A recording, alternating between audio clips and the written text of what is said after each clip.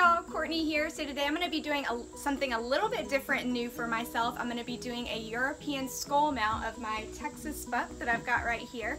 If you don't know what a European skull mount is, it's going to look something similar to this. This is one that my husband actually did. He's done several that are hanging around our house.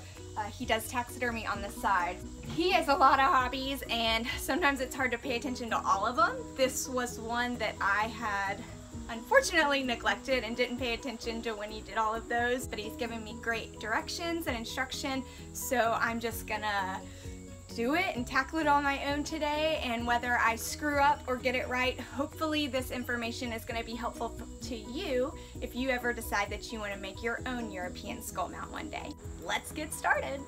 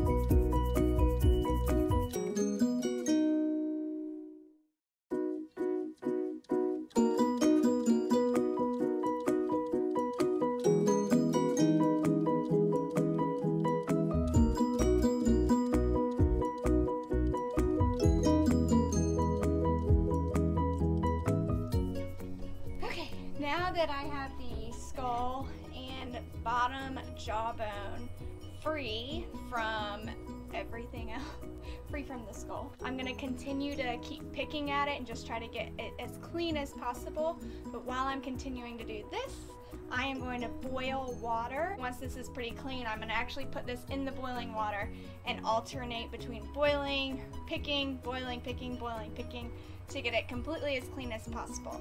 There are several ways to do a European mount or skull mount, and this is the way that I'm currently choosing to do it, with the boiling water.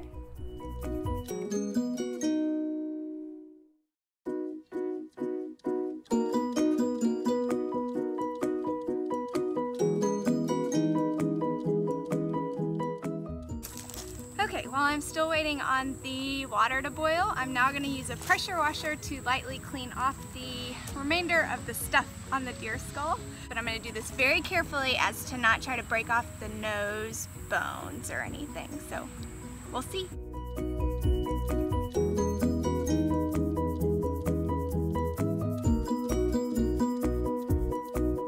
Alright, so I've got my pot rumbling here at a steady boil. Not too much, because from what I've been told, too much of a boil is actually going to damage the bones, so I just want it slow, steady, rumbling. And I've added a little bit of Dawn to just help break up those oils and get the skull as clean as possible. And I'm going to check the water level to make sure that it doesn't ever get too low, but the antlers should rest along the rim, so it should help keep the nose of the deer from hitting the bottom and getting damaged.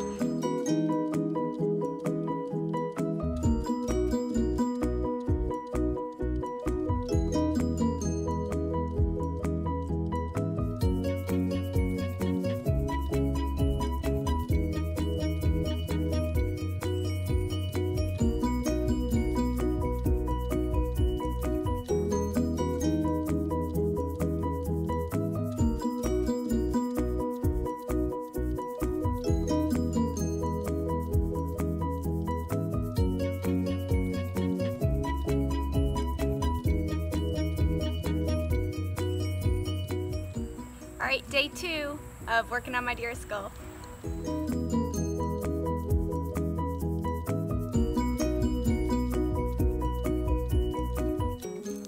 What I learned yesterday from pressure washing is that a lot of times it can come back and spray you in the face. And while it's really hot here in North Carolina and humid and the water feels great, the smell is not so pleasant, and I just prefer not to have that all over my face. So today I'm gonna wear a welding mask. A little bit overkill maybe, but this will at least keep my face protected. So let's do this.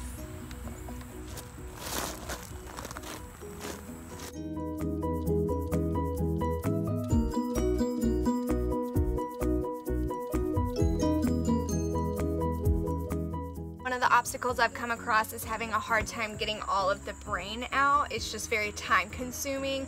It can only come out of basically a couple of holes, and they're a lot smaller than the actual brain size itself, because the brain of course fills the entire cavity within the skull.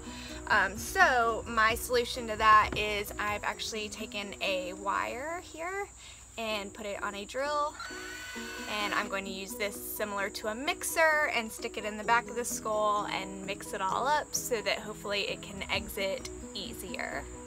We'll see how this works.